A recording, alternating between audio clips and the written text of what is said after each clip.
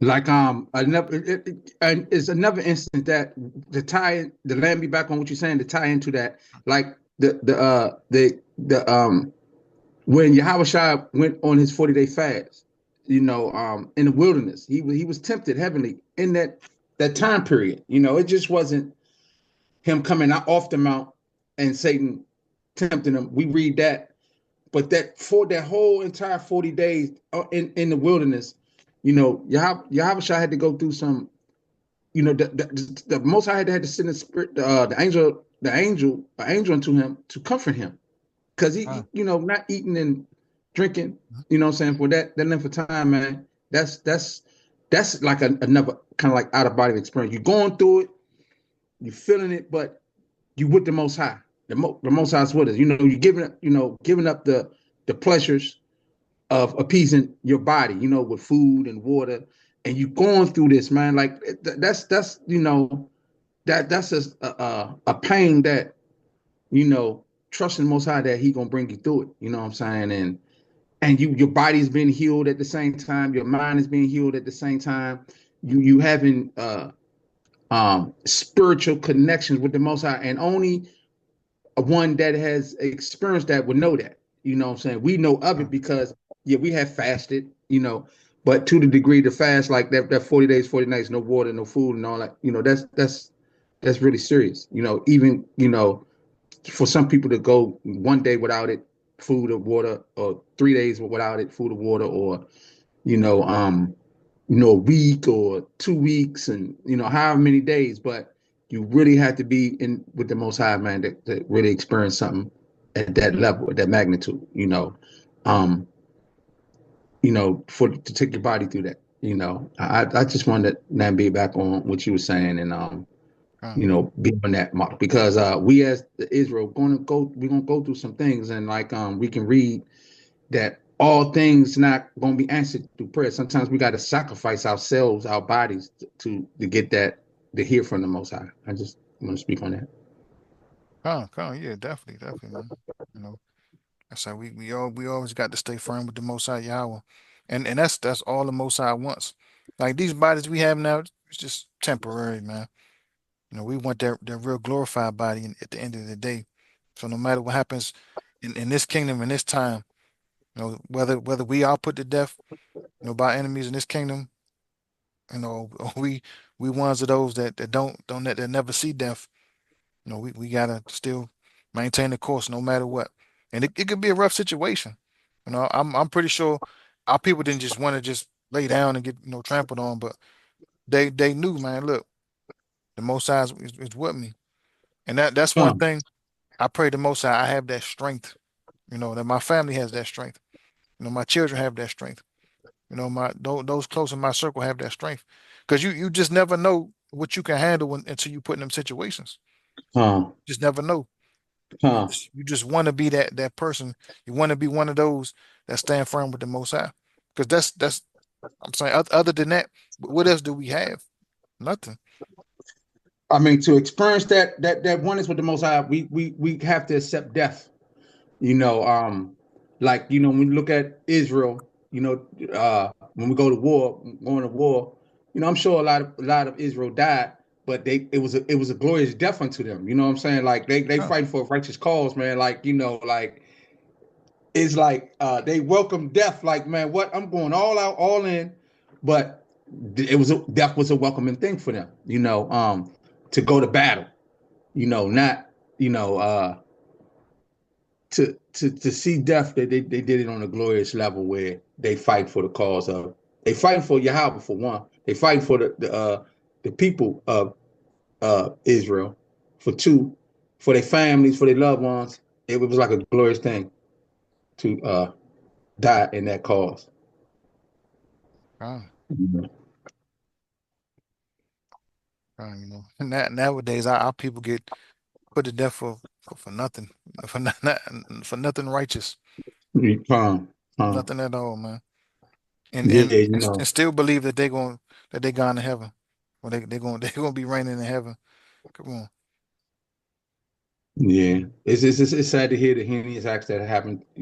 That you may hear that a person can do this to his family or his wife or his children, or rather be a man doing it or a woman doing it, or they doing it unto each other, man. It's like it's real touching, but they not being one with the Most High, you know.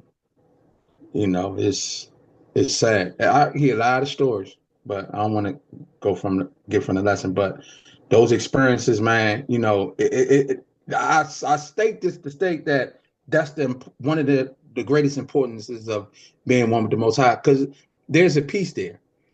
You know, we can be going through some things in life, experiencing things in life, but it's nothing like the peace of the Most High, And you may not be going through no physical pain. You might be going through a mental pain, or emotional pain or something like that.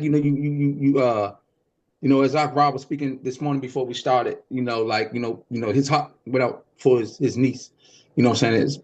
It's a hurtful feeling, man. You see family members that you wish you could stand in their steed, stand in their place, man, and they don't have to go through that, and we can see a lot of loved ones, man, that go through that, and they don't know that oneness with the Most High will bring you that peace, man. Bring you to where you can endure any and everything that's coming at you.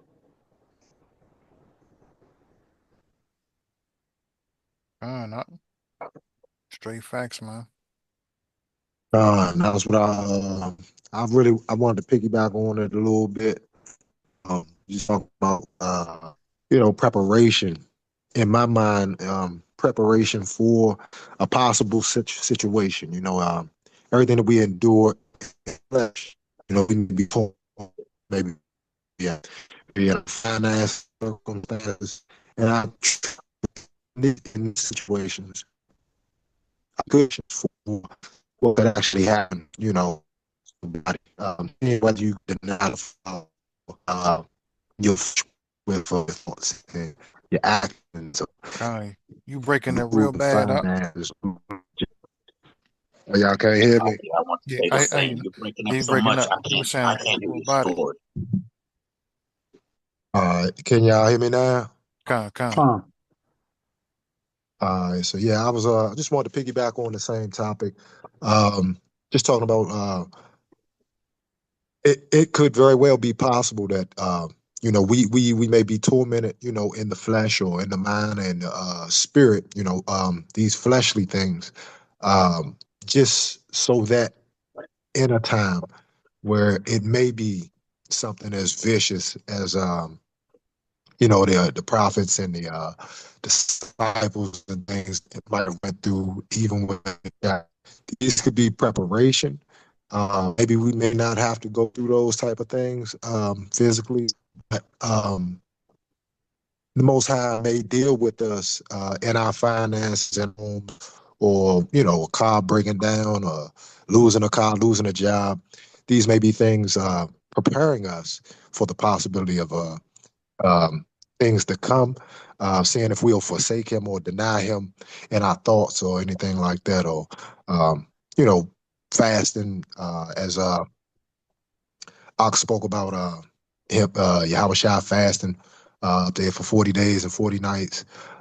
These were things that were preparing him for that time that was coming. Yes, we may get weak, but never waver. And I think these are the things that prepare us for, if in fact the Most High desires for us to be as forefathers, being burnt, or learning on the job how not to forsake him in our ways. Yeah, true that, King. That goes to also, let me see, those things that the Most High prepares for, he already know our strength, I believe. This goes back to the point where, Satan, was trying the Most High, like, Job only worshiped him because of what the Most High the status that the Most High had him on. But Job was really an upright man before the Most High. Like, he loved the Most High, whether he had riches or not. He just loved the Most High, and Satan did a number on him. Like, okay, I'm gonna crush this dude, man. I'm I'm gonna destroy his family, everything he has, servants, and I'm gonna put some on his body that he's going to curse you. He's going to, and the Most High knew that this is my servant, man. Like he stands like R.B. was saying, 10 toes down, man, with him, man. Like do death, man. Do with nothing, man. Seeing he not only that he had the experience seeing his family being taken from him, and that everything he had being stripped from him, and then him suffering. His friends was like, man, you must did something real horrible, man, to the Most High for him to put this on you. And the person that was with him, his wife, like, man, you done, Slim. You might as well curse the Most High and die. You really, it's nothing left of you that you can give me. But Job remained faithful unto the Most High, man. Like Most High had explained to him, like, he's the creator. He can do whatever he want to do. He can make one vessel unto honor. As we can read out of Romans, and he can make one vessel unto destruction. And that's just how the Most High is, man. And he is the Alpha and Omega, and we do got to put our faith and trust in him, no matter what, even through death and those things that we're tried in, because the scriptures do say we're going to be tried in the fire. Gold is refined in the fire, silver is refined 7 times in the fire, and or more, but we're going to go through it. Like we say, this flesh going back to where it came from. And we gotta walk upright. We have to walk upright. We have to trust the Most High. The Most High is looking for us to be the way. The Most High chose us. He chose us to be this way. And it's a fortune. It's a blessing. We're fortunate. We're blessed to have that relationship with the Most High, that He give that to us. That we can instill this with each other. We can instill this into our families. We instill this into our children. And that's the blessing of this walk that we walking, man, in this horrible time that we living in. We can praise the Most High through the roughest time, through the people might look at us like, man, y'all ain't saying you crazy. You ain't going to get this money, man. This money out here, man. You're not chasing it down. You're not chasing the bag. That be the mentality of these nations. They want us to have that mentality like that and not put our faith and trust in the Most High. That's real talk, Ayo. That's real talk, man. He is preparing us every day, So, you being prepared, you being pruned and fashioned and molded. You know what I'm saying? In situations, we all are. So that's just the Most High, man. That's we just stand down and trust Him.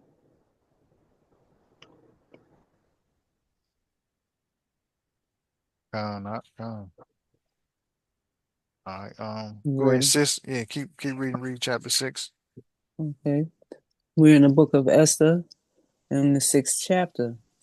Verse 1 reads, "On that night could not the king sleep, and he commanded to bring the book of records of the chronicles, and they were read before the king. And it was found written that Mordecai had told of Bigthana and Teresh, 2 of the king's chamberlains, the keepers of the door, who sought to lay hand on the king Ahasuerus. And the king said, What honor and dignity have been done to Mordecai for this? Then said the king's servants that ministered unto him, There is nothing done for him. And the king said, Who is in the court? Now Haman was come into the outward court of the king's house to speak unto the king to hang Mordecai on the gallows that he had prepared for him. And the king's servant said unto him, Behold, Haman standeth in the court. And the king said, Let him come in. So Haman came in, and the king said unto him, What shall be done unto the man whom the king delighteth to honor? Now Haman thought in his heart, To whom would the king delight to do honor more than to myself?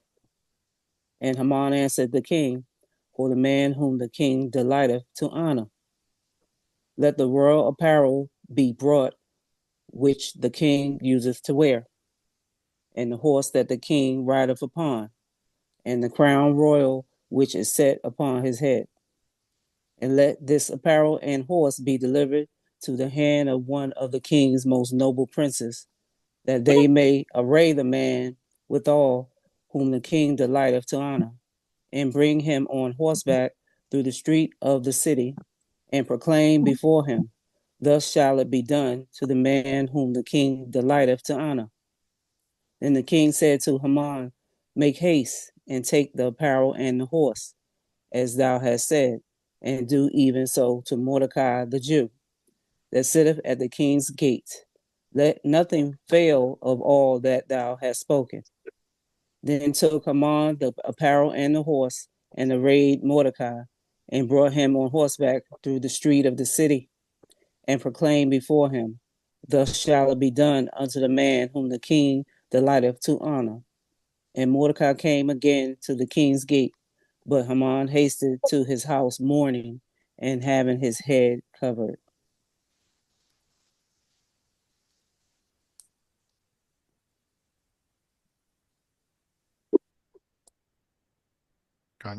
You stopped at verse 12, sis? Yes. All right, go ahead, keep going. I'll keep going to verse 7. Okay, this is chapter 7. No, Salaki. You stopped at verse 12. Yeah, it's just. It was I'm sorry. Two more Two verses. more. Yeah. My computer. Sorry. It's all good. Okay, verse 13. And Haman told Zeresh his wife and all his friends everything that had befallen him.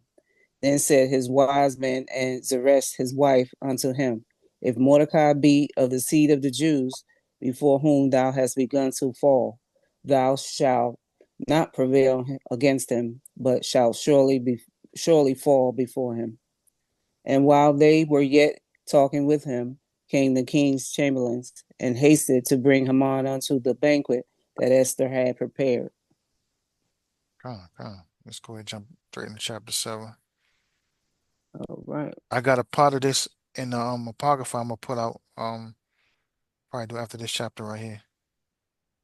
So Haman was hating that much on was he the one hating on Mordecai like that? Yeah. And he ain't like none of us.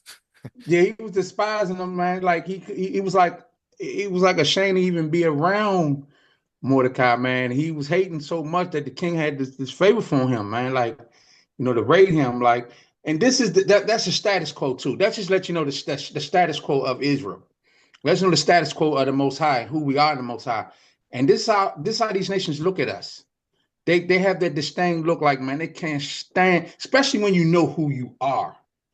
And I understand why those fringes and the pearl of how the sisters conduct themselves and how the brothers conduct themselves in the truth, they have a disdain towards the children of the Most High, man. Of Jacob, man, of Abraham, Isaac, man. They hate us that much, man. Like, then you being showed favor. Oh man, they want to cut your head off, but they can't because the status quo of you. You know what I'm saying? It's like they're gonna find some evil, wicked way to work around the king to get at you. Like that, these don't go down. Hook me up. Say thank you, Dad. You know how I go. Hey, Hob, you got okay, brother. Yeah, so this is how they look at us, man. This is how they look at this to show me, the status of who Mordecai is unto the king, and how these other individuals look at us. Having favor in the king's eyes, that got to be the Most High to have the land that with Mordecai in the land that we're in and with Esther, and and this is what's happening today. This is what happened with YaSharAhLa, and it's a demonstration of how much these nations hate us, truly hate us. Some of them, they know who we are, they reverence us, and some not, because we can read, not to get off course, but we can read when the Most High blessed us, he blessed us, whoever hated us, the Most High, hating us is to hate the Most High. Whoever cursed us, they was to be cursed, and this is happening today, right now, and that's the despise. They may not say it, they may not act on it, but trust, believe that thought is there. You could tell by the body language and the eye the eyes and how they conduct themselves. And if they can come jump all the way out there with it because of the laws of the land, wasn't there, it'd be some heinous acts done. And there were heinous acts done unto us. Let me say that. Come. All right, sis, verse 7. Yeah, chapter Okay, 7. we're in Esther, the 7th chapter. Verse 1 reads, So the king and Haman came to banquet with Esther the queen. And the king said again unto Esther on the second day at the banquet of wine, What is thy petition, Queen Esther? And it shall be granted thee. And what is thy request? And it shall be performed, even to the half of the kingdom. Then Esther the queen answered and said, If I have found favor in thy sight, O king, and if it please the king, let my life be given me at my petition, and my people at my request. For we are sold, I and my people, to be destroyed, to be slain, and to perish. But if we had been sold for bondmen and bondwomen, I had held my tongue, although the enemy could not countervail the king's damage. Kind of slugging. Just in verse 3 in chapter 7, just look how she wasn't for herself. Though she mentioned herself, it was mainly about her people. Her life and the life of my people. Now today, I don't see a lot of our sisters having this mentality. They think it's all right. I'm good. I'm good. I got mine. You go get yours. It wouldn't be like that now today. We don't have this mentality amongst a lot of our people, man. A lot of our people have this selfish spirit on them. You know, she didn't just speak for herself. This is something that make this story so great. And y'all gonna also see when we go into the Apocrypha, with the addition of Esther, what that entails to show more on how deep Esther was and how much she was faithful to the Most High Yahweh.